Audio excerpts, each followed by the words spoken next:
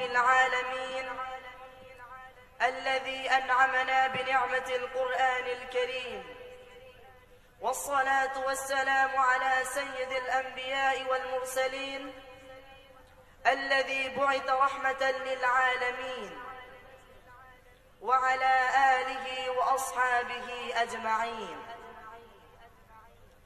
সমস্ত প্রশংসা আল্লাহ সুবহানাহু ওয়া তাআলার, যিনি মহাগ্রন্থ আল কোরআন দিয়ে আমাদেরকে ধন্য করেছেন। দুরূদ ও সালাম পেশ করছি আমাদের প্রিয় নবী মুহাম্মদুর রাসূলুল্লাহ সাল্লাল্লাহু আলাইহি ওয়াসাল্লামের প্রতি, যার উপর সর্বশ্রেষ্ঠ মহাগ্রন্থ আল কোরআন অবতীর্ণ হয়েছিল।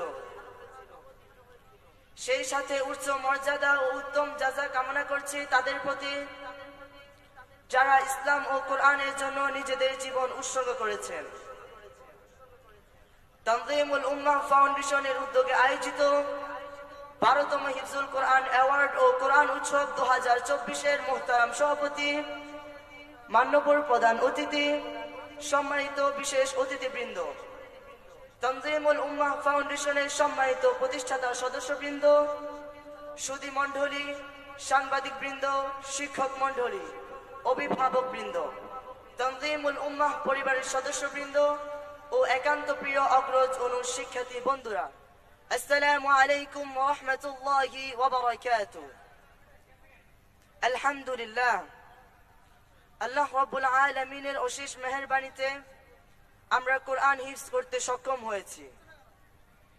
এর স্বীকৃতি স্বরূপ আজকের এই আয়োজনে অ্যাওয়ার্ড গ্রহণ করার জন্য উপস্থিত হতে পেরে আমরা খুবই আনন্দিত, অনুপ্রাণিত ও পুলকিত।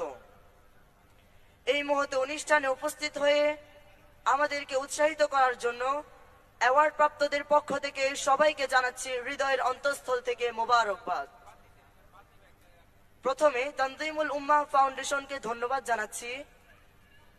সাধারণ শিক্ষাদানের পাশাপাশি আমাদেরকে আন্তর্জাতিক মানসম্পন্ন হাফেজ কোরআন হিসাবে গড়ে তোলার লক্ষ্যে যুগোপযোগী নানান পদক্ষেপ গ্রহণ ও বাস্তবায়ন করার জন্য মহান আল্লাহ তাআলার কাছে সর্বোত্তম জাযা কামনা করছি।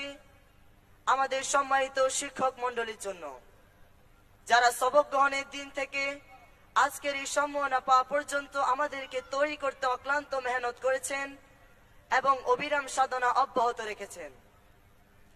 মহান আল্লাহর দরবারে দোয়া ও অন্তঃস্থল থেকে কৃতজ্ঞতা জানাচ্ছি আমাদের গর্বিত মা, বাবা ও অভিভাবকদের প্রতি, যারা আমাদেরকে কোরআনের আঙ্গিনায় বিচরণের সুযোগ করে দেওয়ার পাশাপাশি তাদের মূল্যবান সময়, শ্রম ও অর্থ ব্যয় করে চলেছেন এবং এই পথে অবিচল থাকতে শক্তি ও সাহস জুগিয়েছেন এবং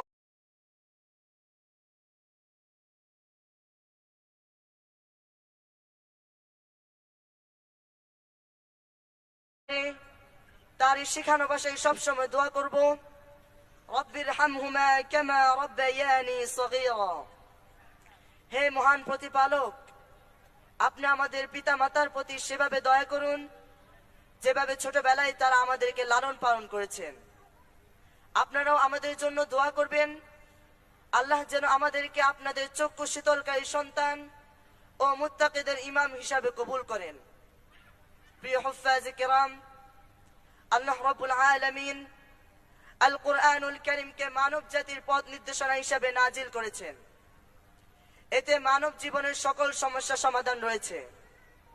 সূরা আন-নাহলের 89 নম্বর আয়াতে আল্লাহ তাআলা বলেন, আউযু বিল্লাহি মিনাশ শাইতানির রাজীম ওয়া নাযালনা আলাইকাল কিতাবা তিবয়ানান লিকুল্লি শাইইন ওয়া হুদান ওয়া রাহমাতান ওয়া বুশরা লিল মুসলিমিন।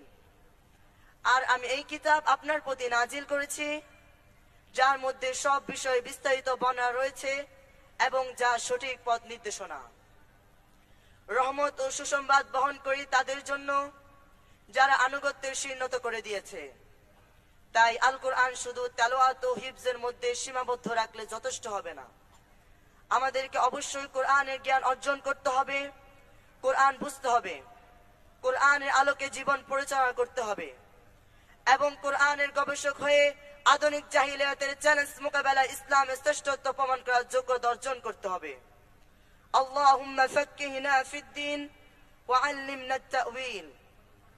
সম্মানিত উপস্থিতি, আপনাদের কাছে আন্তরিক দোয়া কামনা করছি আমরা যেন সঠিকভাবে কোরআনকে অনুধাবন করতে পারি এবং সেই অনুযায়ী জীবন গঠন করতে পারি।